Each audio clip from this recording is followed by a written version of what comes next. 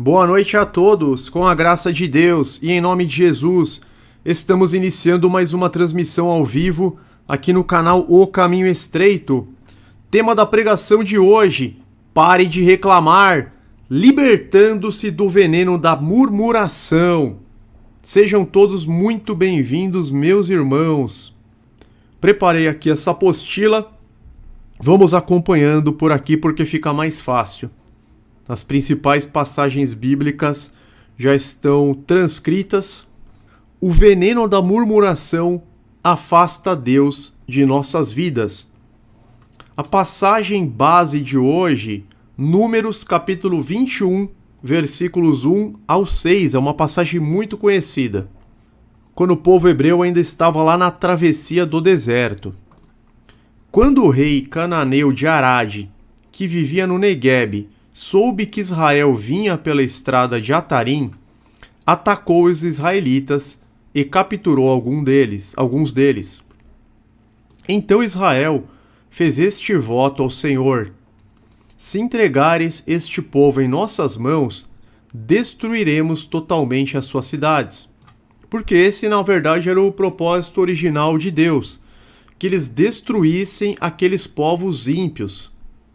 Só que eles acabaram fazendo aliança com alguns povos, eles acabaram se casando, se dando em casamento com algumas daqueles povos cananeus, o que foi contra a vontade de Deus, porque aqueles povos já estavam totalmente comprometidos com o mal. O propósito de Deus é que os israelitas servissem de instrumento de juízo para aniquilar aqueles povos e que eles se multiplicassem como uma nação santa sobre aquela terra. E aí eles não foram totalmente obedientes. No meio do caminho, alguns israelitas acabaram sendo capturados e eles fizeram esse voto a Deus: se entregares este povo em nossas mãos, destruiremos totalmente as suas cidades. O Senhor ouviu o pedido de Israel e lhes entregou os cananeus. Israel os destruiu completamente, a eles e as suas cidades, de modo que o lugar foi chamado Ormá. Partiram eles do Monte Or pelo caminho do Mar Vermelho, para contornarem a terra de Edom. Mas o povo ficou impaciente no caminho. Aqui vai começar o problema. O povo ficou impaciente no caminho e falou contra Deus e contra Moisés, dizendo: por que vocês nos tiraram do Egito para morrermos no deserto? Não há pão, não há água, e nós detestamos essa comida miserável. Então eles fazem uma reclamação pesada aqui contra Deus e contra Moisés. Por que vocês nos tiraram do Egito? Nos tiraram para morrermos no deserto. Não há pão, não há água. E nós detestamos esse maná. Falaram mal do maná que caía dos céus. Então o Senhor enviou serpentes venenosas que morderam o povo e muitos morreram. Eles acenderam a ira de Deus com aquela reclamação, com aquela murmuração, a ponto do Eterno enviar serpentes venenosas que picaram muitos deles e eles acabaram morrendo. O povo acusou Deus de ser mau em seus caminhos. Os israelitas se recusaram a se contentar com a boa provisão de Deus e a rejeitaram em desgosto e ingratidão. Eles não se atentaram às boas dádivas de Deus. Nós vamos fazer uma leitura aqui de Neemias 9, versículos 10 a 23, para ver o zelo que Deus tinha para com aquele povo. Deus cuidava deles, mesmo no deserto, trazendo uma coluna de nuvem para protegê-los do sol escaldante, uma coluna de fogo à noite para iluminar os caminhos, para aquecê-los, de modo que durante o dia eles não passavam muito calor. E também, durante a noite, eles não passavam frio.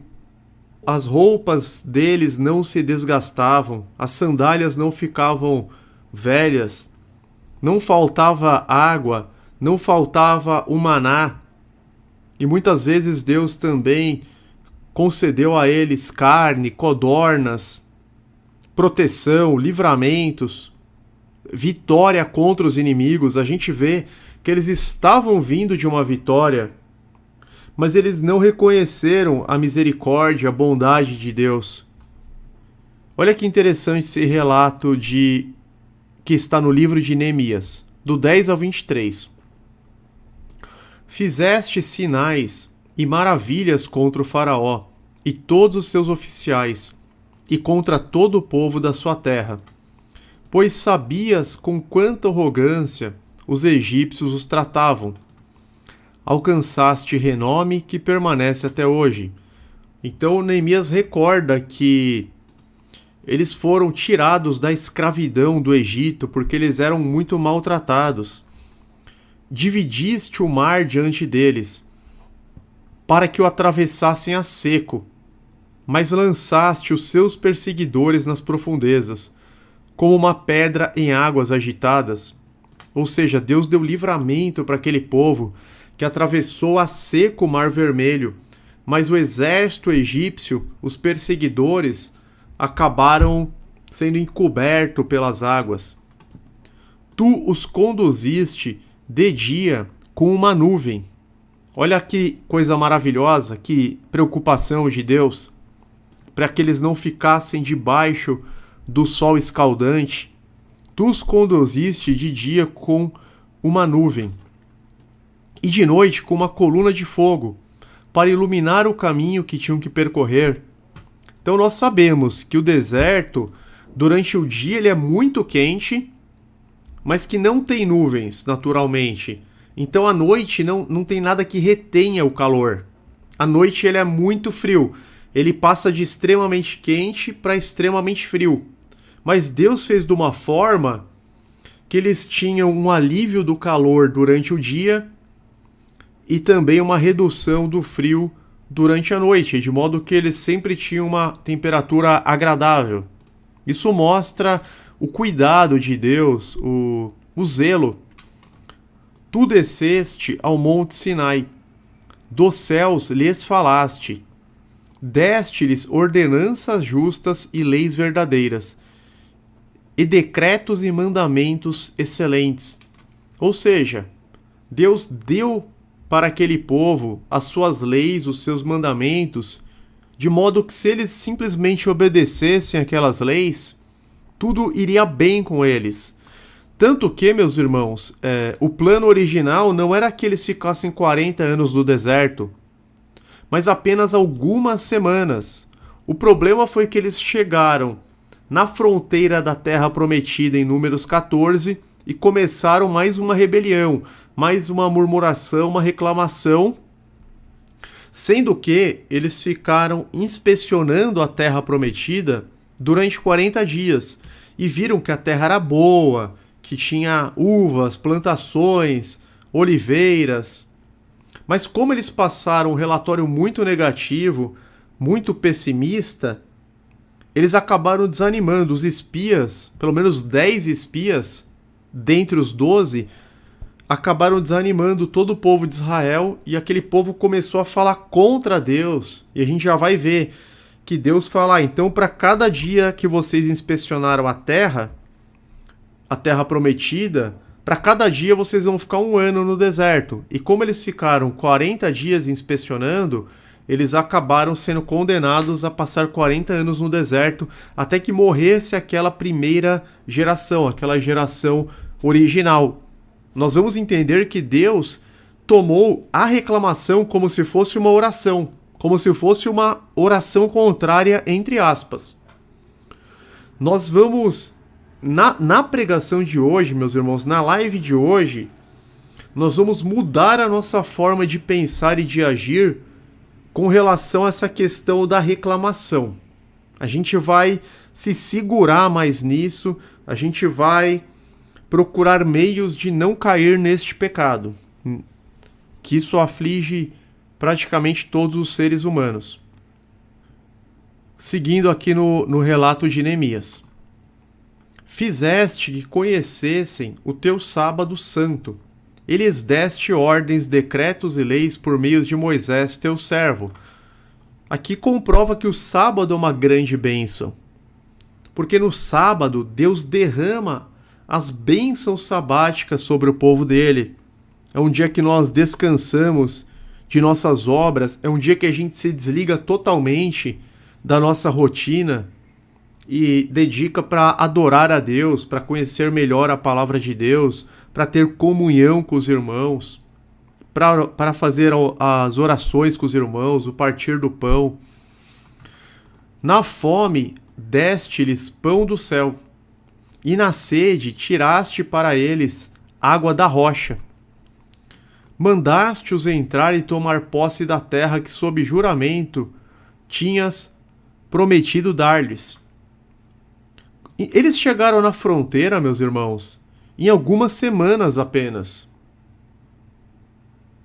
Só que na fronteira eles começaram acho que a 10ª rebelião. Por isso que Deus falou, não, já chega.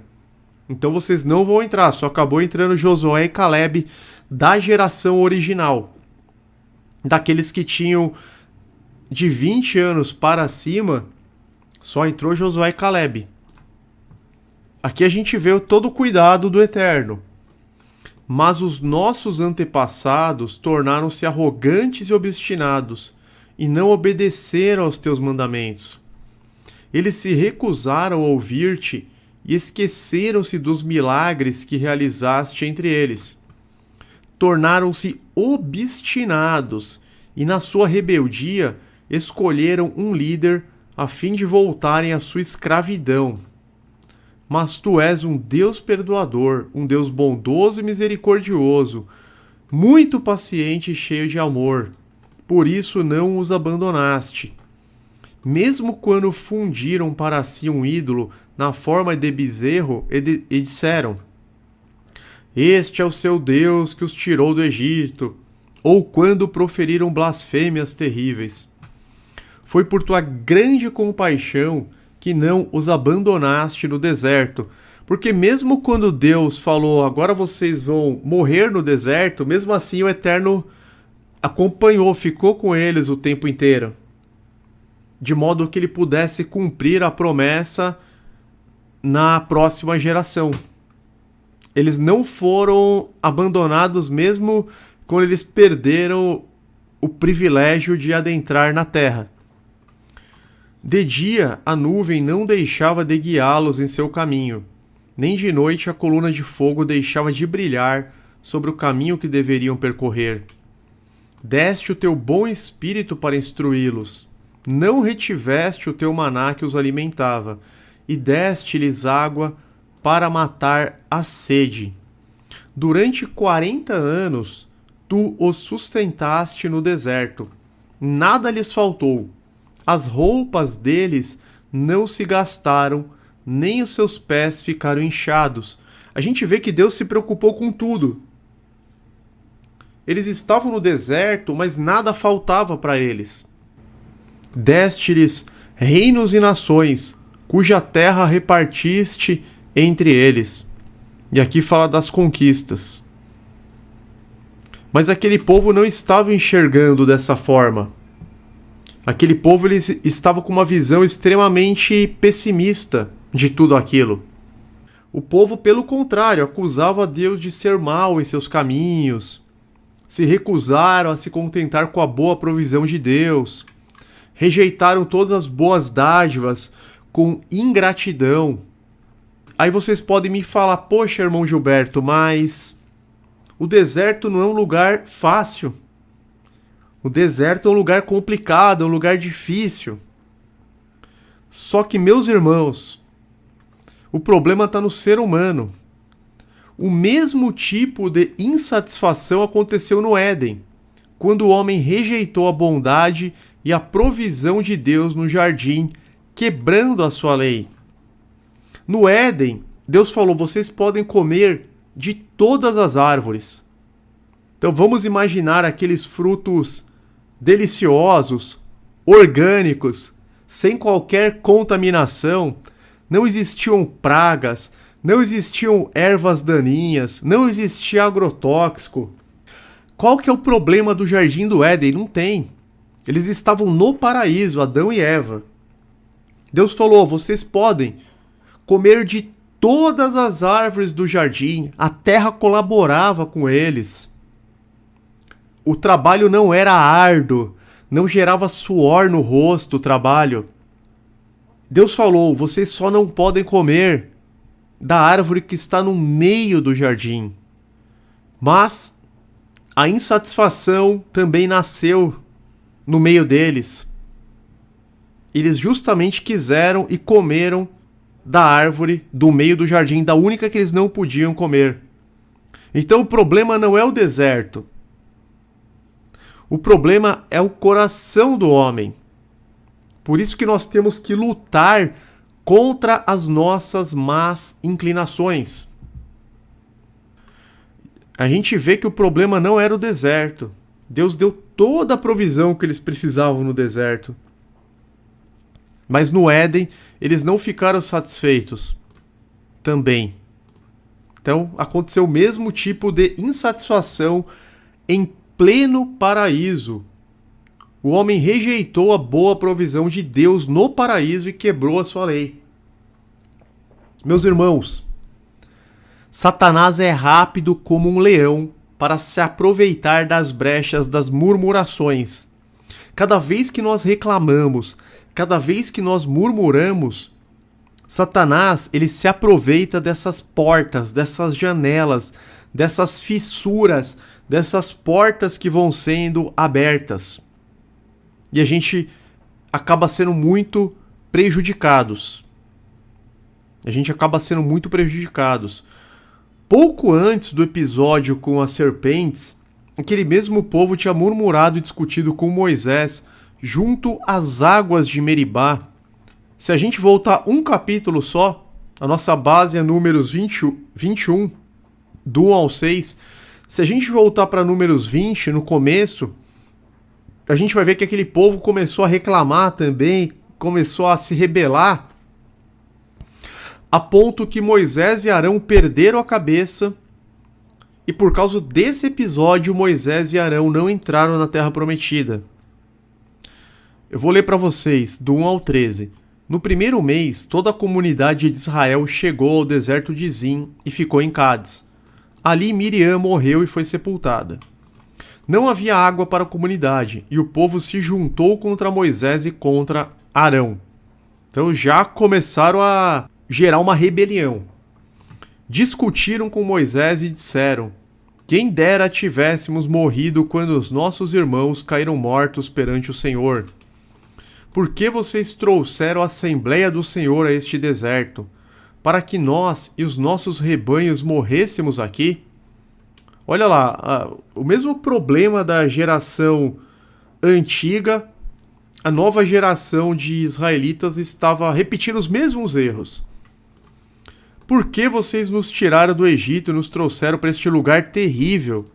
Aqui não há cereal, nem figos, nem uvas, nem romãs, nem água para beber. A gente percebe que eles começam a criar uma realidade paralela.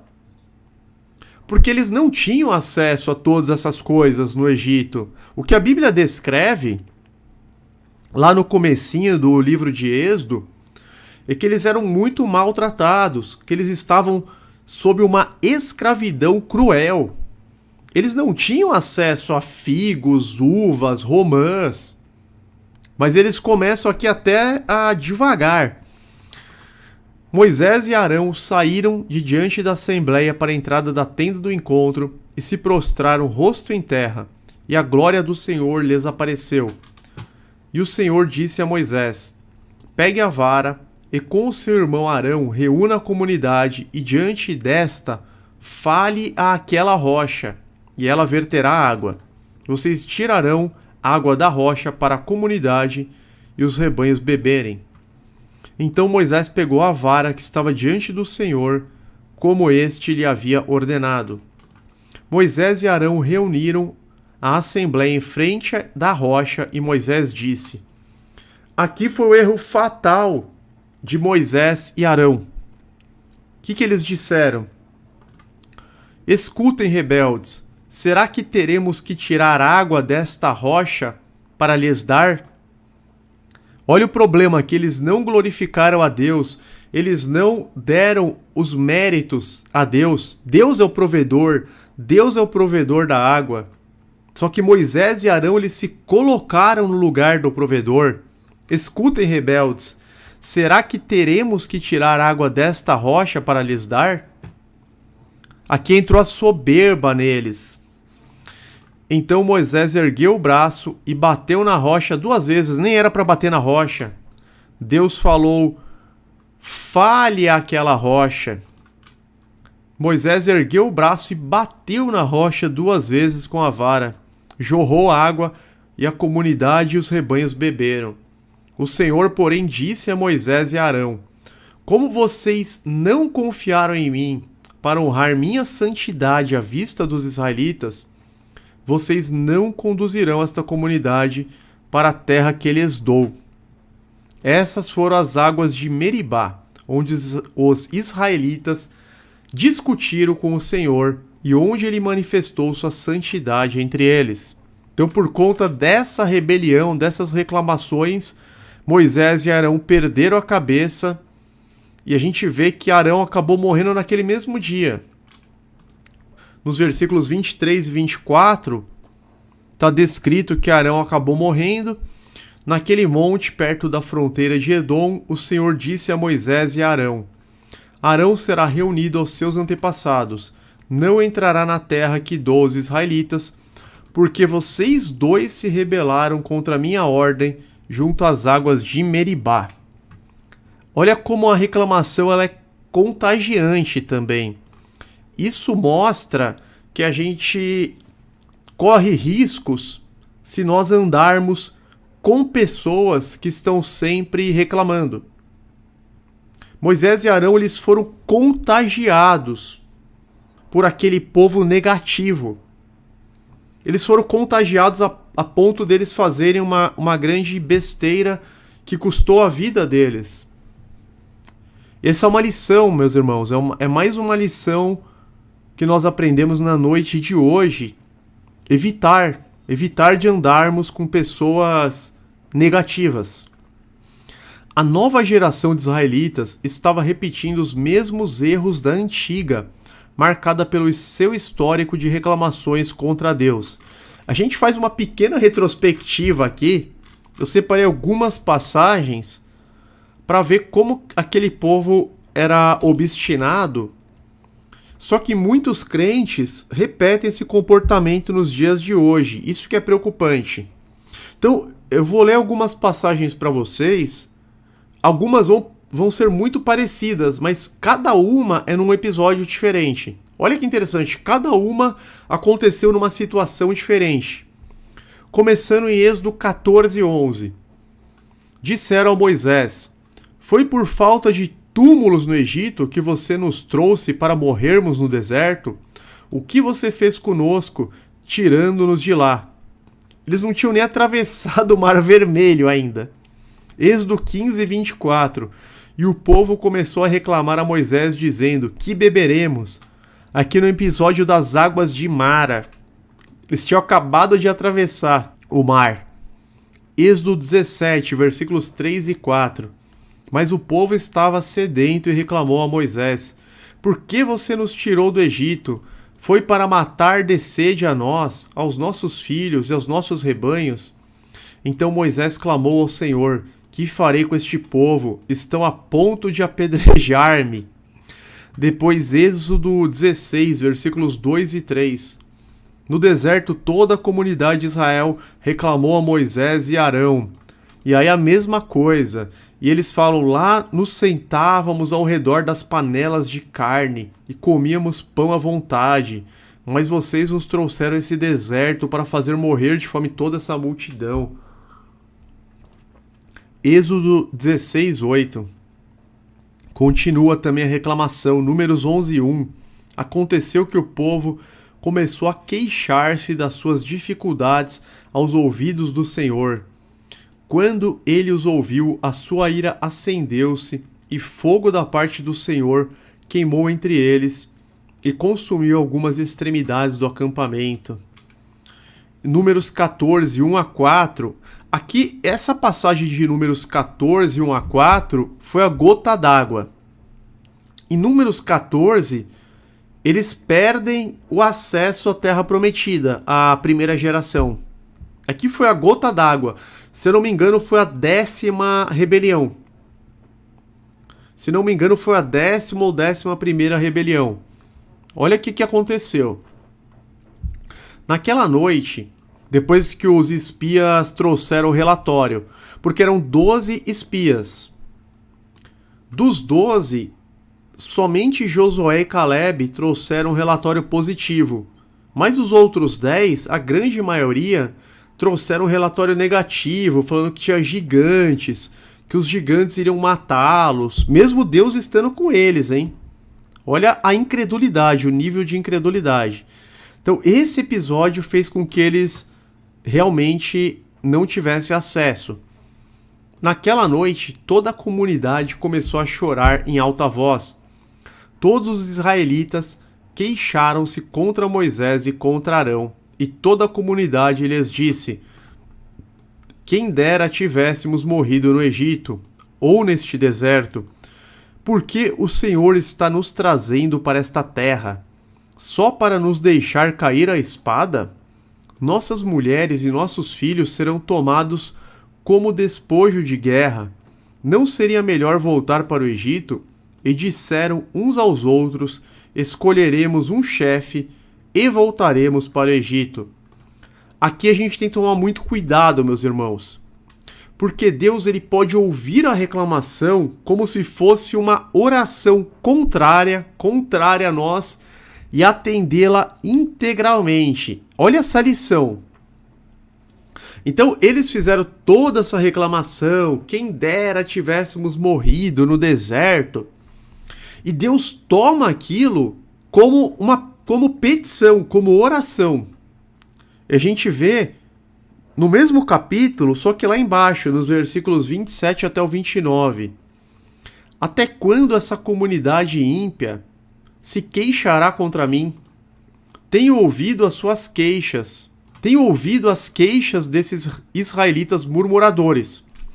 Então, olha, Deus, da mesma forma como ele ouve as orações, ele também ouve as queixas.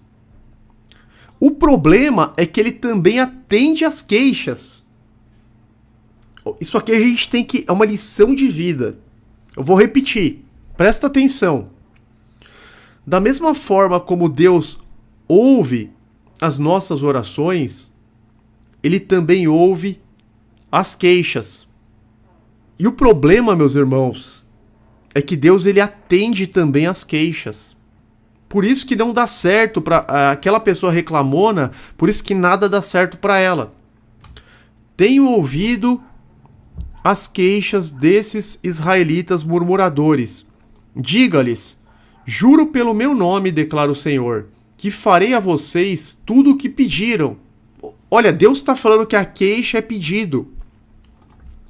Cairão neste deserto os cadáveres de todos vocês, de 20 anos para cima, que foram contados no recenseamento e que se queixaram contra mim. Deus fala: juro pelo meu nome, que farei a vocês tudo o que pediram. Vocês não falaram quem dera a gente tivesse morrido no deserto? Então tá bom, eu tô atendendo essa oração e vocês de fato vão morrer no deserto. Eu tô atendendo a queixa. Deus tomou as reclamações como pedidos e os atendeu. Aquele povo tinha colocado Deus à prova. Nós vemos isso em Salmo 78, versículos 18 ao 22. Deliberadamente puseram Deus à prova, exigindo o que desejavam comer. Duvidaram de Deus, dizendo: poderá Deus preparar uma mesa no deserto? Sabemos que quando ele feriu a rocha, a água brotou e jorrou em torrentes. Mas conseguirá também dar-nos de comer? poderá suprir de carne o seu povo? O Senhor os ouviu e enfureceu-se, atacou Jacó com fogo, e sua ira levantou-se contra Israel, pois eles não creram em Deus, nem confiaram no seu poder salvador. Faltou confiança, faltou fé e sobrou reclamações. Esse que é o problema. Em Deuteronômio 9, em várias passagens, na verdade no capítulo inteiro, a gente separou aqui uns versículos, nós vemos o quanto aquele povo desagradou a Deus. Daqui a pouco a gente vai ler um texto com base em um estudo científico, um texto sobre reclamação com um embasamento científico. Temos que ter cuidado com o que pedimos e o reclamamos. Sim, todo o que pede, recebe. Isso vale para queixa, né? Todo o que pede, recebe. Em Deuteronômio 9, tem uma descrição, olha, versículos 7 e 8. Lembrem-se disso e jamais esqueçam como vocês provocaram a ira do Senhor, o seu Deus, no deserto, desde o dia em que saíram do Egito até chegarem aqui. Vocês têm sido rebeldes contra o Senhor. Até mesmo em Horebe vocês provocaram o Senhor a ira. E ele ficou furioso a ponto de querer exterminá-los. Então, Deus, meus irmãos, ao mesmo tempo que ele é amor, ele é um Deus que se ira todos os dias. Nós não podemos colocar Deus à prova, nós não podemos provocar o Senhor, nós não podemos deixá-lo furioso. Por isso que a gente tem que estar sempre em vigilância, em oração, pedindo perdão. Por isso que nós temos que ter reverência para com Deus. Por isso que nós devemos nos humilhar diante de Deus, reconhecer que somos falhos, pequenos, pecadores. Todos os dias, todas as noites, nós temos que pedir perdão para Deus, pedir que Deus afaste de nós a santa ira dele, que Deus recorra às multidões das suas misericórdias com relação a nós. Moisés precisou interceder muito por eles. Versículos 19 e 20. Tive medo da ira e do furor do Senhor, pois ele estava suficientemente irado para destruí-los. Mas de novo o Senhor me escutou. O Senhor irou-se contra Arão a ponto de querer destruí-lo, mas naquela ocasião também orei por Arão. Olha a importância da oração, olha a importância da intercessão. Versículos 24 e 25. Vocês têm sido rebeldes contra o Senhor desde que os conheço. Tem crentes que são assim. A pessoa ela fala que ela se converteu, que ela está andando nos caminhos de Jesus, só que é o crente reclamão. Tem aqueles crentes que ficam questionando a Deus o tempo todo. Ah, por que Deus isso? Por que Deus aquilo? Por que Deus não me ouve? Porque para mim nada dá certo? Porque Deus não atende a minhas causas? Infelizmente é muito comum no meio dos crentes o crente ficar fazendo como se fossem acusações contra Deus, como se fossem mais ou menos o que Jeremias fez. Jeremias ele teve algumas crises, como nós vemos nos capítulos 12, 15, 20, mas isso não é nada bom, meus irmãos. Até separei aqui Jeremias 15, ele chega num nível de reclamação que Deus fala que ele está fora. Jeremias 15, 18. Porque é permanente a minha dor, e a minha ferida é grave e incurável. Por que te tornaste para mim como um riacho seco, cujos mananciais falham? Praticamente Jeremias está o capítulo todo reclamando aqui, se queixando contra Deus. E aí Deus responde no versículo 19. Deus ele não aceita essas queixas. O que a gente pode fazer é apresentar as nossas causas para Ele, as nossas ansiedades, de forma específica. Tipo uma conversa mesmo com Deus. Senhor, tenha misericórdia. Senhor, atenta para a minha causa. Eu clamo pela Tua graça, pela Tua ajuda, pelo Teu favor. A gente pode clamar pelo favor de Deus, pela ajuda, pela intervenção, pela misericórdia, mas ficar se queixando assim, olha, por que te tornaste para mim como um riacho seco, cujos mananciais falham? Esse tipo de reclamação não é legal. A reclamação de Jó também não funciona. Então aqui, olha, vocês têm sido rebeldes contra o Senhor desde os conheço. Fiquei prostrado perante o Senhor durante aqueles 40 dias e 40 noites, porque o Senhor tinha dito que ia destruí-los. E nós temos crentes que são assim, que tem essa mania, que fazem igual o Jeremias na crise. E o que Deus fala para Jeremias? Assim respondeu o Senhor: se você se arrepender, eu o restaurarei, para que possa me servir. Jeremias, ele chegou a ser excluído do serviço. Deus falou: olha Jeremias, se você se arrepender dessas suas palavras, dessa sua insensatez, eu vou te restaurar para que você possa me servir. Se você disser palavras de valor e não indignas, será meu porta-voz. Ou seja, Jeremias, meus irmãos, ele chegou a ser excluído. Deus falou assim: eu vou te dar uma chance para que você seja restaurado. Se você se arrepender, eu restaurarei para que possa me servir. Ou seja, naquele momento Jeremias não estava mais servindo a Deus. Então será que tem crentes que eles pensam que estão servindo a Deus, mas já não estão mais? Parem para pensar, parem para refletir. Quantos crentes, meus irmãos, não estão nessa condição que Jeremias estava aqui no capítulo 15? Que não eram mais servos de Deus, que estão precisando de um arrependimento, que estão precisando de uma mudança total de rota.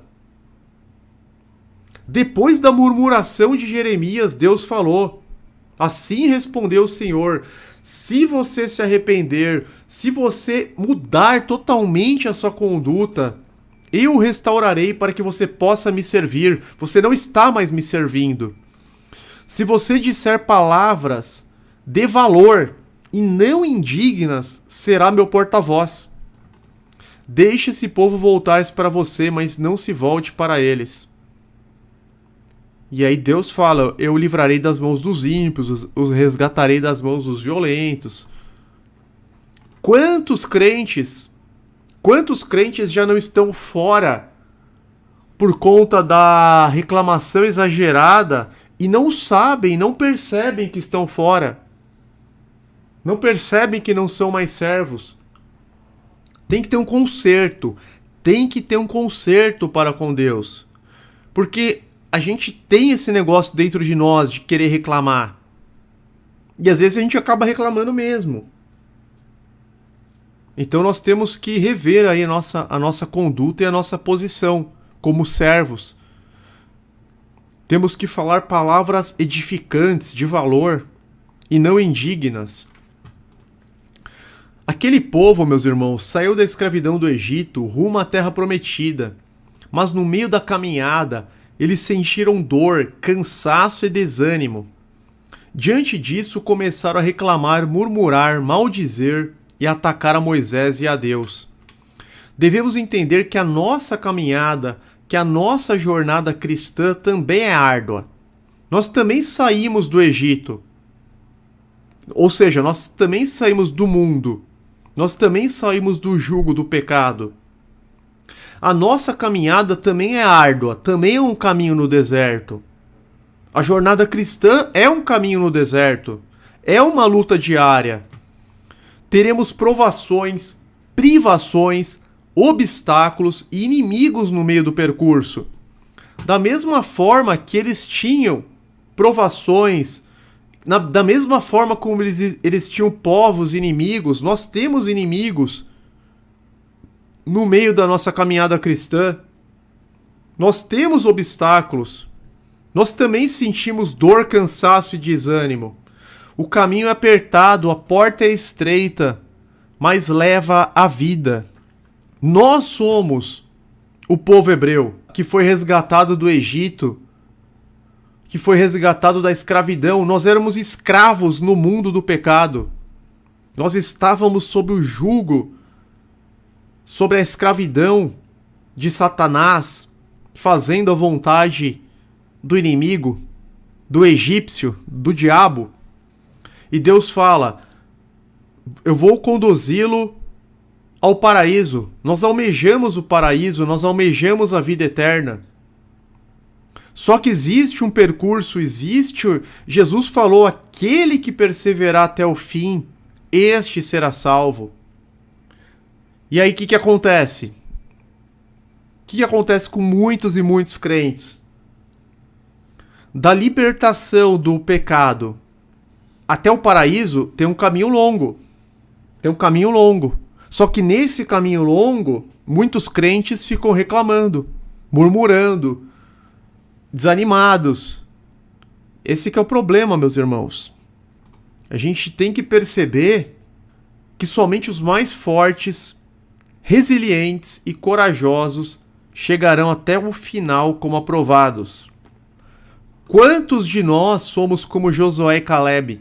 Quantos de nós temos a resiliência, temos a coragem de Josué e Calebe? Somente aqueles que mantiverem a serenidade, a fé e a plena confiança em Deus chegarão até o final como aprovados.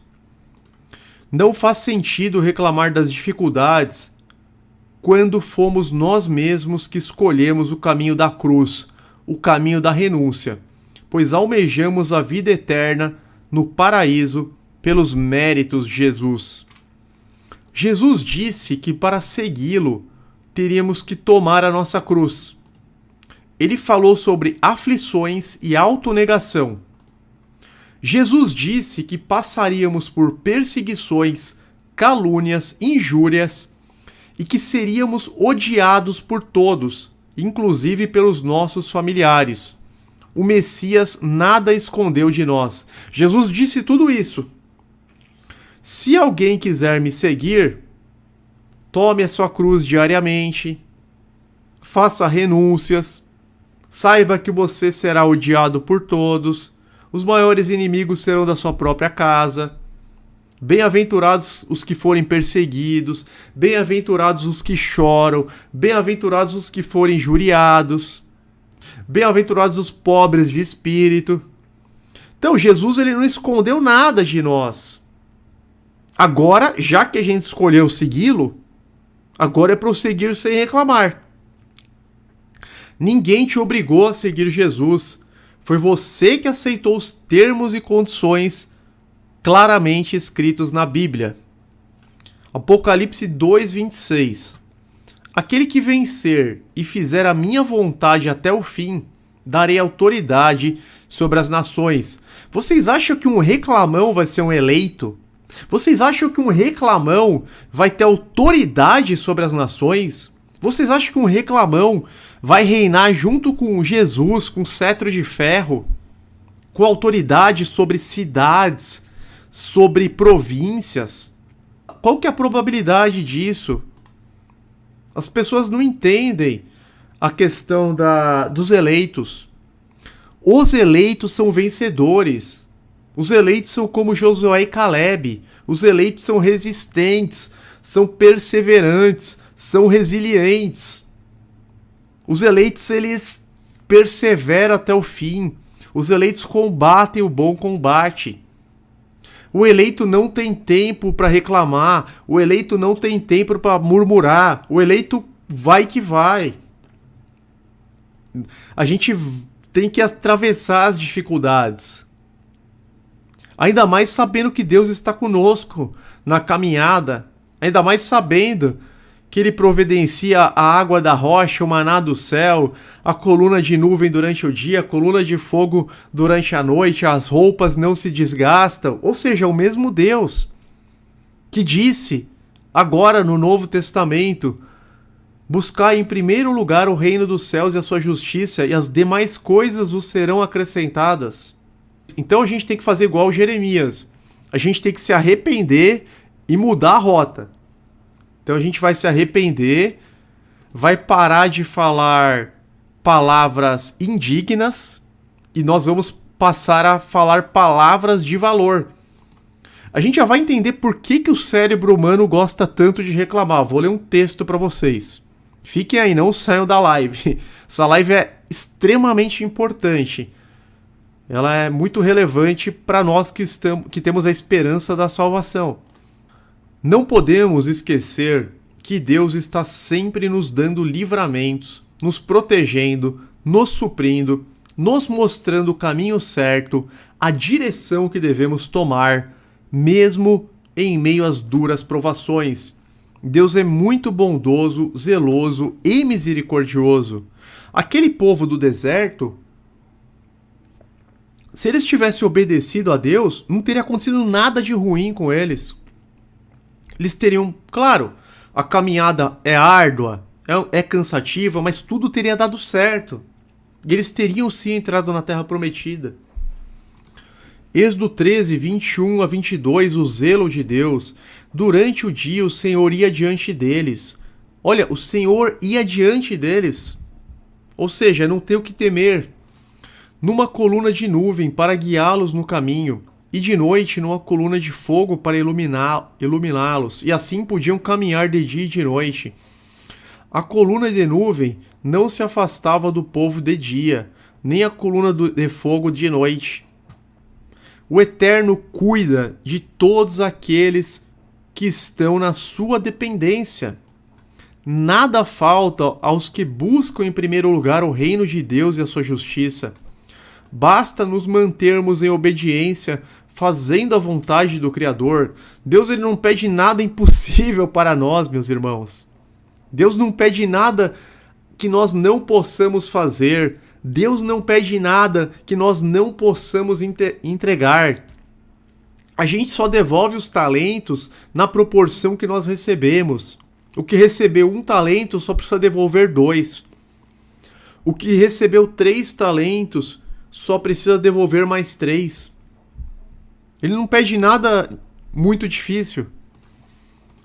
Um dos grandes males que pode afligir o ser humano é o vício de reclamar por tudo. Quanto mais reclamamos, mais amarga se torna as nossas vidas, mais negativos ficamos, desagradamos a Deus e nos tornamos um imã de coisas ruins. Pior que acontece isso. O reclamão, ele se torna um imã de coisas ruins. Porque esses espíritos imundos, os anjos caídos, eles têm prazer na reclamação, na murmuração. Então você começa a atrair esses anjos caídos que estão numa frequência mais baixa. Que algumas religiões chamam de encosto, mas não é que são encosto. São anjos caídos mesmo, que eles têm prazer nessa negatividade.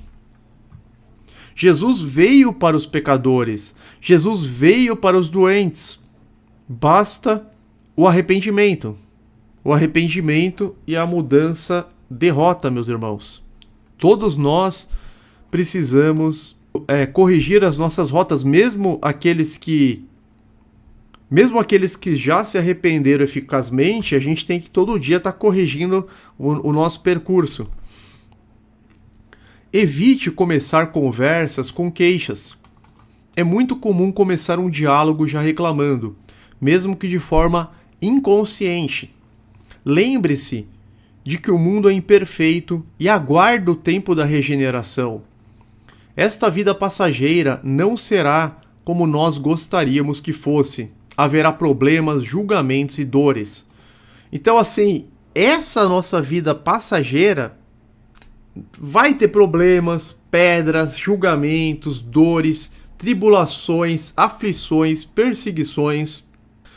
É complicado, não vai ser do jeito que a gente gostaria. É muito assim, as pessoas elas têm uma expectativa. O cristão ele tem que saber que a prioridade é a vida eterna. A prioridade é vencer. Por que a Bíblia fala tanto de vencer? Aquele que vencer e fizer a minha vontade até o fim, ou seja, aquele que fizer a minha vontade apesar de tudo, darei autoridade sobre as nações. Esse aqui é um eleito. É um salvo eleito. Os eleitos vão governar junto com Jesus. Terão autoridade sobre as nações.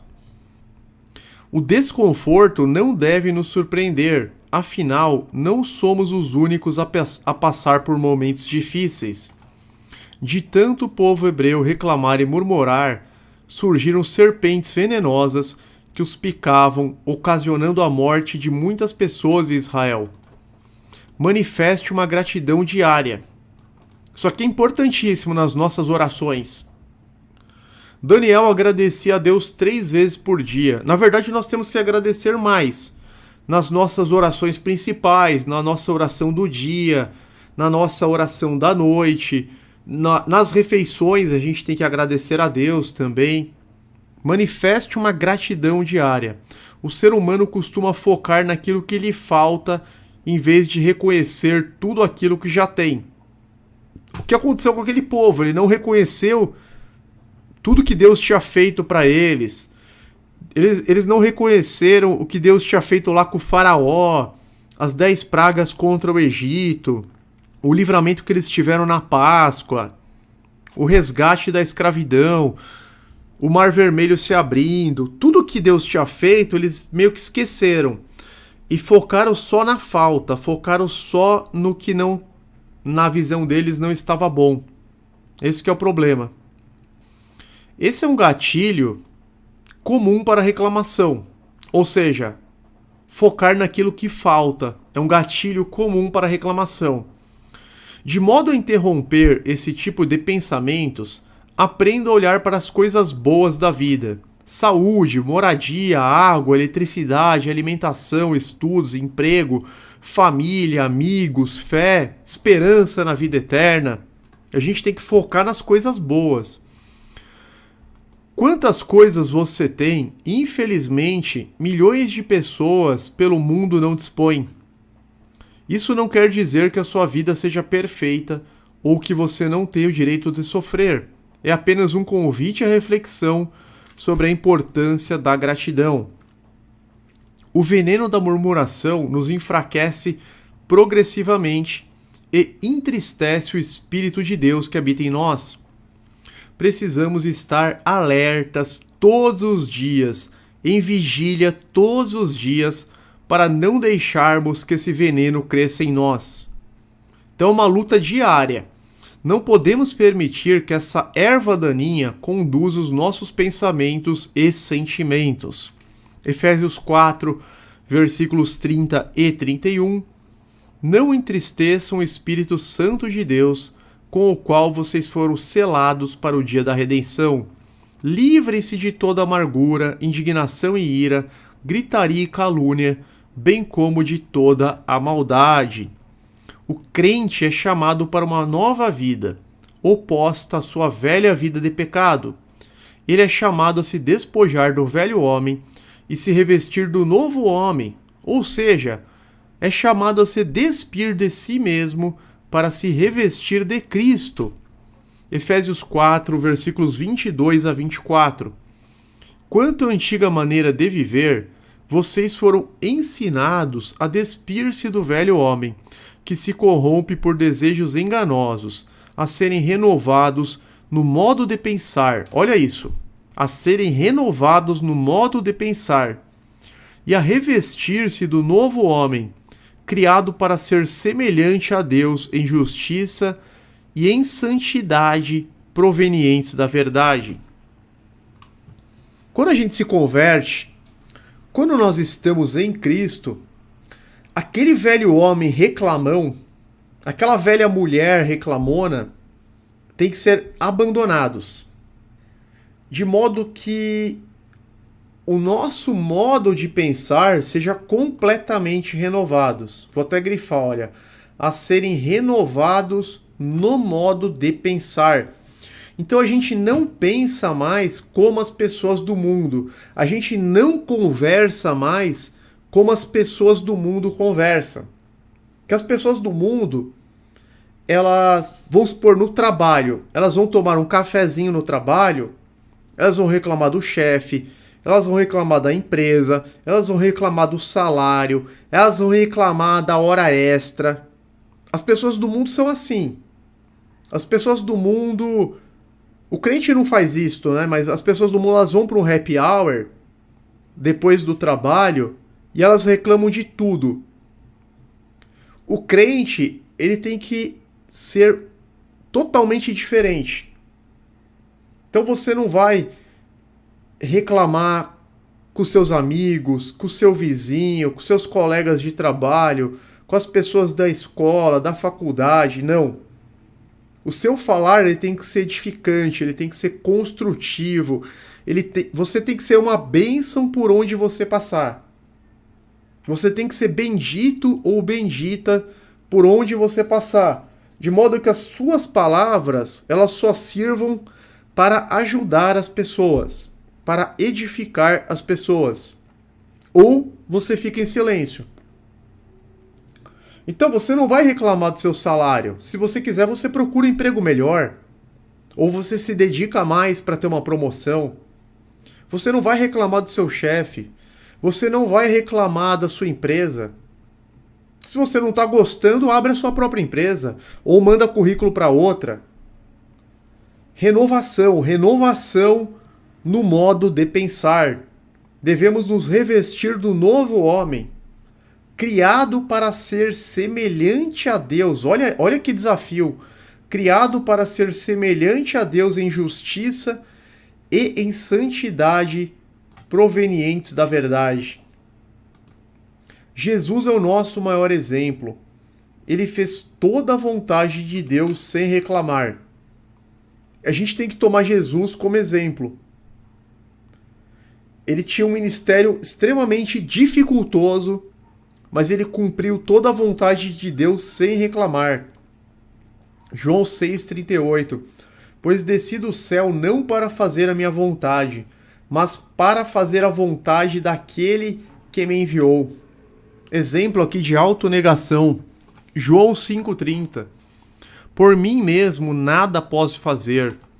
Eu julgo apenas conforme ouço, e o meu julgamento é justo, pois não procuro agradar a mim mesmo, mas aquele que me enviou. Olha as palavras de Jesus. Não procuro agradar a mim mesmo, mas aquele que me enviou. Será que nós somos realmente cristãos? Porque cristão é imitador de Cristo. Então, todos que se dizem cristãos, eles não procuram agradar a si mesmos, mas a Deus. Mateus 12,50. Pois quem faz a vontade de meu Pai que está nos céus, este é meu irmão, minha irmã e minha mãe. Ou seja, quem que Jesus vai reconhecer na volta dele? Quem que vai estar à direita de Jesus? Aqueles que fazem a vontade do Pai que está nos céus. Esses estarão à direita de Jesus. Estes são considerados como família de Cristo. Pois quem faz a vontade de meu Pai que está nos céus, este é meu irmão, minha irmã e minha mãe. Ou seja, a minha família é o que faz a vontade de Deus. João 4,34. Disse Jesus: a minha comida é fazer a vontade daquele que me enviou e concluir a sua obra. Isso tem que ser o propósito de todo cristão. Fazer a vontade de Deus e trabalhar na obra de Deus. O crente precisa parar de reclamar e procurar entender qual é a vontade do Senhor. Efésios 5,17. Portanto, não sejam insensatos, mas procurem compreender qual é a vontade do Senhor. O reclamão é um insensato. Ele não entende o que Deus quer dele, ele não entende qual que é o propósito dele.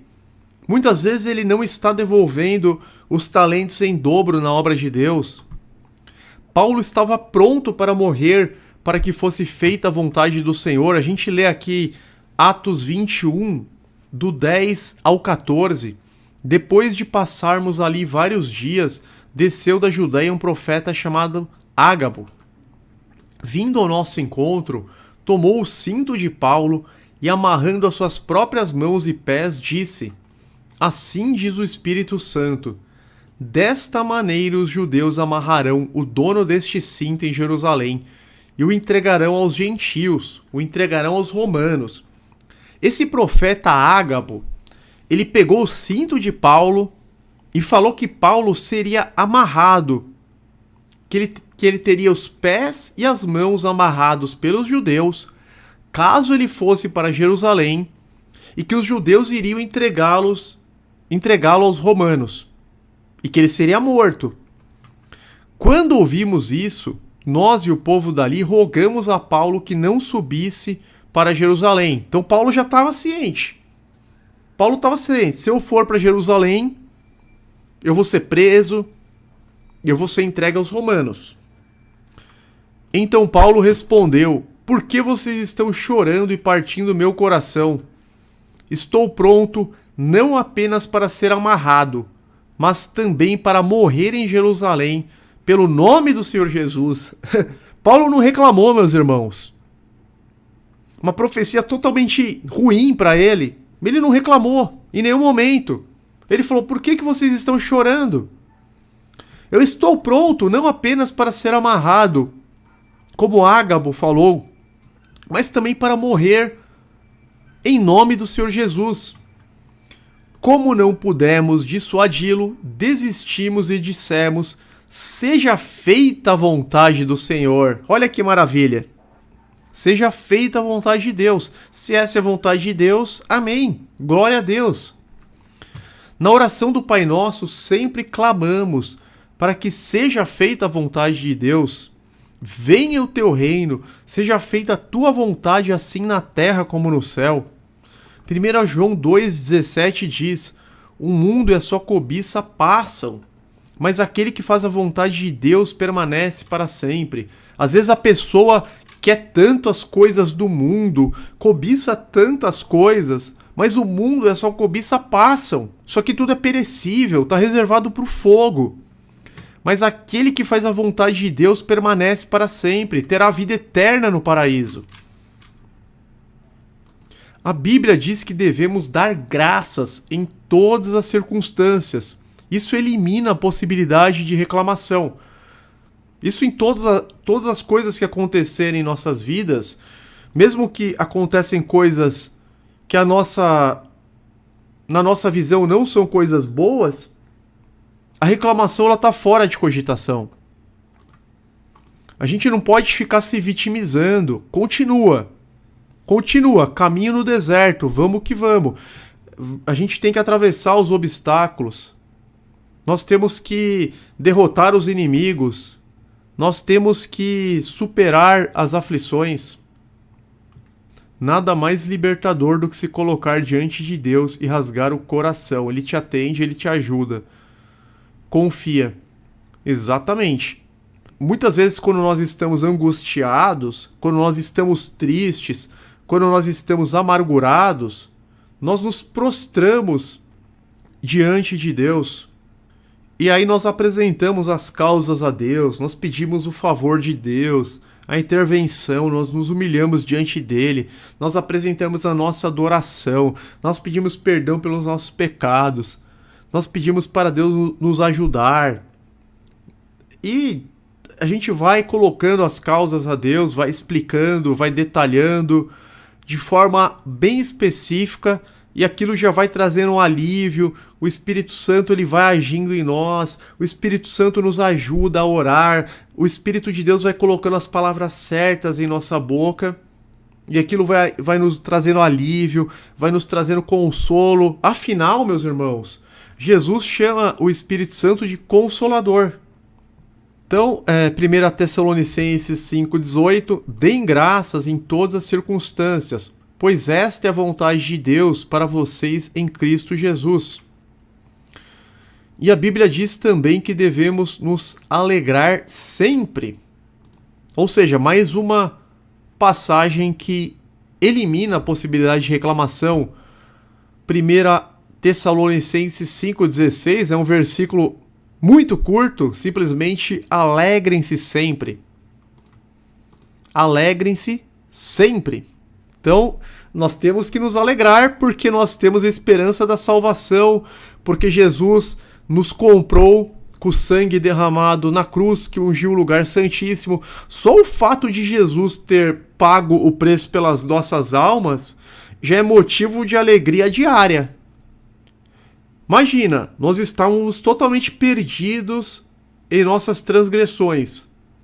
E Jesus quitou a cédula de débito que era contrária a nós, pregando-a na cruz.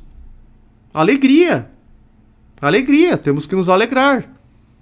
Jesus pagou uma dívida que para nós seria impagável. Eu vou ler um texto para vocês com algum embasamento científico. Olha que interessante, meus irmãos. Reclamar demais reprograma seu cérebro para a negatividade. Isso é uma questão assim, até médica. Pesquisas mostram que a maioria das pessoas reclamam uma vez por minuto durante uma conversa. Reclamar é tentador, porque faz com que nos sintamos bem na hora. É como se na hora desse um alívio, é como se na hora desse quase que um prazer. Então reclamar é tentador, porque faz com que nos sintamos bem na hora. Porém, assim como outras coisas que nos dão a sensação de prazer momentâneo, como fumar, beber, comer demais, etc., isso não faz bem para você.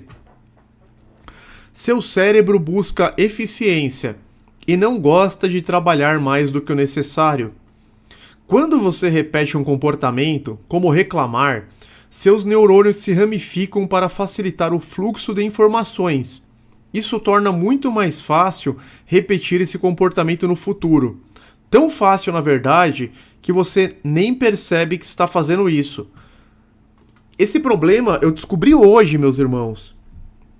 Quando você repete um comportamento, como reclamar, por exemplo, os seus neurônios se ramificam para facilitar o fluxo de informações.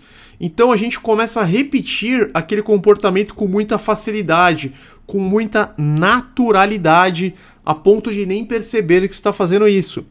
Então no começo a gente tem que se forçar para não reclamar mais, se forçar mesmo. Reclamar constantemente reprograma o seu cérebro para tornar as reclamações futuras mais rápidas. Com o tempo, você percebe que é mais fácil ser negativo do que positivo, independentemente do que está acontecendo ao seu redor. Reclamar torna-se o seu comportamento padrão, o que muda a forma como as pessoas percebem você. E aqui está um fato assustador. Reclamar danifica outras áreas do cérebro também. Isso eu também descobri hoje. E aqui está um fato assustador. Reclamar danifica outras áreas do cérebro também. Pesquisas da Universidade de Stanford mostraram que reclamar encolhe o hipocampo, uma área do cérebro que é fundamental para a resolução de problemas e o pensamento inteligente. Olha que perigo! Reclamar encolhe o hipocampo no cérebro. É uma área do cérebro que ela é utilizada para que possamos solucionar problemas e para que possamos pensar com inteligência. A pessoa reclamona, ela perde a capacidade para a resolução de problemas e ela também fica com a inteligência comprometida. Olha. Danos ao hipocampo são assustadores, especialmente quando você considera que é uma das áreas primárias do cérebro destruídas pela doença de Alzheimer. Existem indícios que o Alzheimer ele começa com a reclamação recorrente. Vou repetir, existem indícios que sugerem que o Alzheimer começa com a destruição desse hipocampo proveniente de reclamações recorrentes. Complicadíssimo, hein, meus irmãos? Embora não seja um exagero dizer que reclamar leva a danos cerebrais, ele não para por aí. Quando você se queixa, seu corpo libera o hormônio do estresse cortisol. O cortisol leva você para o modo de lutar ou fugir, direcionando oxigênio, sangue e energia para longe de tudo, exceto dos sistemas essenciais à sobrevivência imediata. Então, esse é mais um problema. A reclamação libera o hormônio do estresse, o hormônio chamado cortisol. Um efeito do cortisol, por exemplo, é elevar a pressão arterial e o nível de açúcar no sangue para que você esteja preparado para fugir ou se defender de algum perigo que, na imensa maioria das vezes, nem sequer existe. Todo o cortisol extra liberado pela reclamação frequente prejudica o sistema imunológico e o torna mais suscetível a colesterol alto, diabetes, doenças cardíacas e obesidade. Isso torna o cérebro ainda mais vulnerável a derrames. Meu Deus! Como os seres humanos são inerentemente sociais, nossos cérebros, natural e inconscientemente, imitam o humor daqueles que nos rodeiam, particularmente as pessoas com quem passamos muito tempo.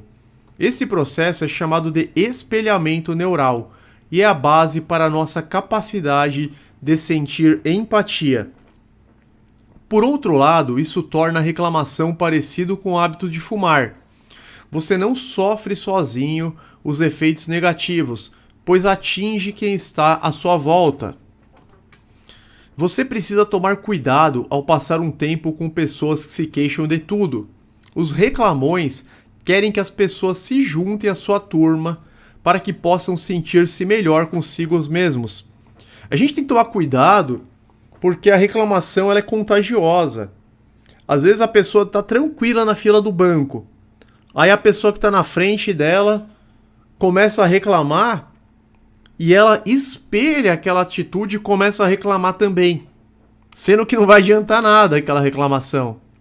Vou parar de reclamar de vez porque meu cérebro já está bem danificado. Então, para de reclamar, e isso é para todo mundo, até para mim, para todo mundo.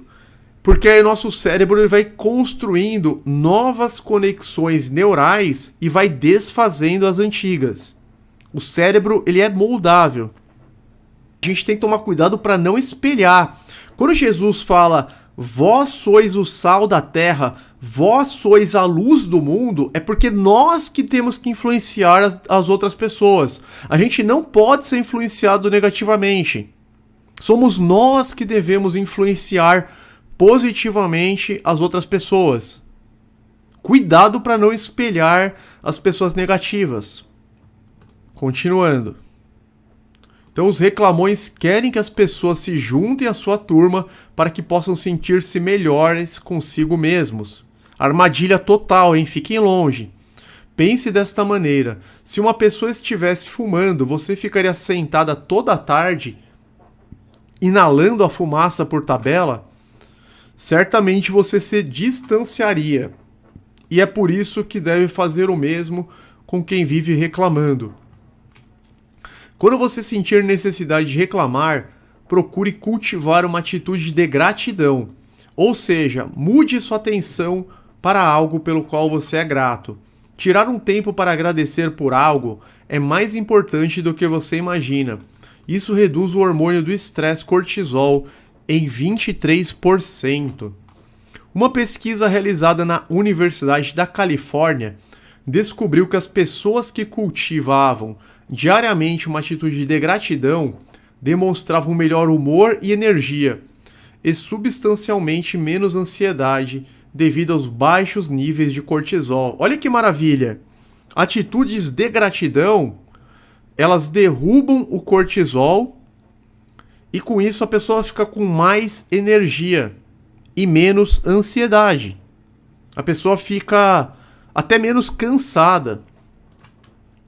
Toda vez que você tiver pensamentos negativos ou pessimistas, use isso como uma sugestão para mudar de marcha e pensar em algo positivo. Com o tempo, uma atitude positiva se tornará um modo de vida. Meus irmãos, eu tento ser otimista, eu tento ser sempre otimista. E às vezes o desânimo tenta bater, ou acontecem várias coisas ruins ao mesmo tempo, aí a gente tem que lutar. Tem que lutar, pedir ajuda para Deus, para que a gente não entre naquele ciclo do cortisol, da negatividade, da reclamação. Não pode cair nessa armadilha. Então eu prefiro manter uma atitude otimista. Para nós cristãos, nada melhor do que entrarmos em oração, adorando a Deus, agradecendo a Ele por tudo que temos, pelo dom da vida, pela esperança na vida eterna, pelos méritos de Jesus, apresentando as nossas petições ao Altíssimo de forma específica. Devemos nos humilhar perante a Deus, pedirmos perdão pelos nossos pecados, de modo que no devido tempo seremos exaltados pelo Senhor. A leitura da palavra também inibe a vontade de reclamar, pois a palavra de Deus transforma e fortalece a nossa mente. Então, se você tiver vontade de reclamar, a leitura da palavra, ela tira a vontade. Porque a palavra de Deus ela é viva, eficaz, e ela transforma literalmente a nossa mente. A gente fica com aquele espírito de fortaleza. Os que confiam no Senhor são como o monte Sião que não se pode abalar, mas permanece para sempre. A palavra de Deus ela muda a nossa vida literalmente. Continuando aqui no estudo bíblico, Jesus fala para os judeus: se alguém decidir fazer a vontade de Deus, descobrirá se o meu ensino vem de Deus ou se falo por mim mesmo, em João 7, 16 e 17. Uma das profecias sobre Jesus diz que seu rosto seria como uma rocha. Jesus não se abalou com os propósitos de Deus em seu difícil ministério e obra redentora. Nós vemos em Isaías capítulo 50, versículos 5 a 7. O Senhor Deus me abriu os ouvidos e não fui rebelde, não me retraí. Ofereci as minhas costas aos que me feriam e as faces aos que me arrancavam os cabelos. Não escondi o rosto aos que me afrontavam e me cuspiam, porque o Senhor Deus me ajudou, pelo que não me senti envergonhado. Por isso fiz o meu rosto como um seixo. Seixo é uma rocha, um fragmento de rocha. Por isso fiz o meu rosto como uma rocha, e sei que não serei envergonhado. Esse semblante de Jesus é um rosto que não apresentava reclamações, é um rosto que não apresentava murmurações, apesar de todas as dificuldades que ele sofreu, apesar de todo o sofrimento, ele manteve o semblante inalterado. Nós, como cristãos, também precisamos manter o semblante durante a provação, confiando que Deus está no controle de nossas vidas, se de fato estamos andando nos caminhos do Senhor. Tem pessoas que elas não estão reclamando, mas elas saem na rua, ou vão para o trabalho, ou vão para a escola, sei lá, vão para o convívio com as demais pessoas, com o semblante totalmente caído. Isso também é uma forma de reclamação. Até que Jesus ele fala: olha, quando você fizer jejum, não deixa transparecer que você está em jejum. Mateus 6,16. Quando jejuarem, não mostrem uma aparência triste como os hipócritas, pois eles mudam a aparência do rosto, a fim de que os homens vejam que eles estão jejuando. Então, a gente não pode ficar ostentando uma aparência triste, ficar ostentando um semblante de vítima, de coitados. Ah, nada dá certo. Nós temos que levantar a cabeça, meus irmãos. Nós temos que levantar a cabeça. O choro pode durar uma noite, mas a alegria vem pela manhã. Rosto de seixo. Salmo 19, 7. A lei do Senhor é perfeita e refrigera a alma. O testemunho do Senhor é fiel e dá sabedoria aos simples. Exatamente. Prosseguindo. Devemos nos alegrar sabendo que Deus é bom e que Ele cuida do seu povo. Deus sempre quer o bem dos seus filhos. Jó fez muitas reclamações a Deus durante sua provação, até que Deus chama a atenção de Jó para sua insensatez. As aflições de Jó lhe ensinaram sobre a fragilidade e a brevidade da vida. Durante tempos de prosperidade, a brevidade da vida se torna algo fácil de esquecer. Muitos acabam pensando que são autossuficientes e se esquecem que devem viver na dependência e segundo a vontade de Deus. Então, às vezes, está indo tudo bem com aquela pessoa, ela começa a se achar autossuficiente. Ela esquece que deve viver na dependência de Deus, segundo a vontade de Deus. É fácil buscar o conforto pensando que a vida seguirá indefinidamente. As aflições não devem gerar reclamações. Elas nos ensinam que devemos usar o nosso limitado tempo com sabedoria, à luz da morte e da eternidade. O Salmo 90 é muito bom para isso. Eu vou ler os versículos 10 ao 12. Os anos de nossa vida chegam a 70 ou 80 para os que têm mais vigor. Entretanto, são anos difíceis e cheios de sofrimento, pois a vida passa depressa e nós voamos. Quem conhece o poder da tua ira? Pois o teu furor é tão grande como o temor que te é devido. Ensina-nos a contar os nossos dias, para que o nosso coração alcance sabedoria. Tiago fala algo parecido. Tiago 4,14. Vocês nem sabem o que lhes acontecerá amanhã. Que é a sua vida. Vocês são como a neblina que aparece por um pouco de tempo e depois se dissipa. Reclamar significa clamar por mais daquilo que não se deseja.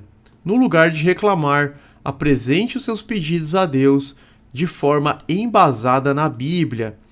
Comece a enxergar o lado positivo das coisas. Faça o filtro de tudo e fique com aquilo que é bom. Lembre-se de que o cristão aguarda novos céus e nova terra. Conforme Hebreus 11:10, nós aguardamos uma cidade que tem alicerces, cujo arquiteto e edificador é Deus, meus irmãos. Temos que lembrar disso. Nós aguardamos uma cidade santa, cujo arquiteto e edificador é o próprio Deus. Nós aguardamos novos céus e nova terra. Jesus já nos preparou moradas na cidade santa, que descerá do céu da parte de Deus. Só precisamos nos manter firmes até o fim. Vigie suas palavras e trabalhe fortemente no domínio próprio. Peça para Deus travar a sua língua contra palavras torpes, inúteis e levianas, e lhe conceder um falar edificante. Efésios 4:29. Nenhuma palavra torpe saia da boca de vocês, mas apenas a que for útil para edificar os outros, conforme a necessidade, para que conceda graça aos que a ouvem. Essa passagem é muito importante, olha. Só pode sair da nossa boca, o que for útil para edificar os outros conforme a necessidade. Então aquelas rodinhas de ambiente de trabalho, de faculdade, aquelas rodinhas de reclamação, isso não pode mais existir na vida do cristão. Caso não tenha algo bom, inteligente ou construtivo para dizer a alguém, fique em silêncio.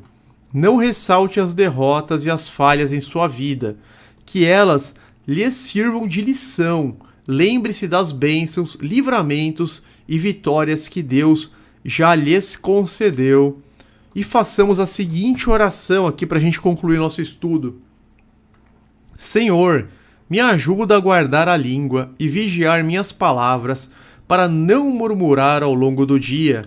Sei que a reclamação não agrada ao Senhor, não abençoa ninguém e não resolve os problemas. Ensina-me a ter um coração igual ao de Jesus e que isso reflita nas minhas palavras, que eu possa bendizer e ser bendito por onde passar. Em nome de Jesus. Amém. Até aqui, meus irmãos. Não a nós, Senhor, nenhuma glória para nós, mas sim ao teu nome, por teu amor e por tua fidelidade, porque dele, por ele, para ti, ó Deus, são todas as coisas. Glória, pois, eternamente a Deus e a Jesus. Amém.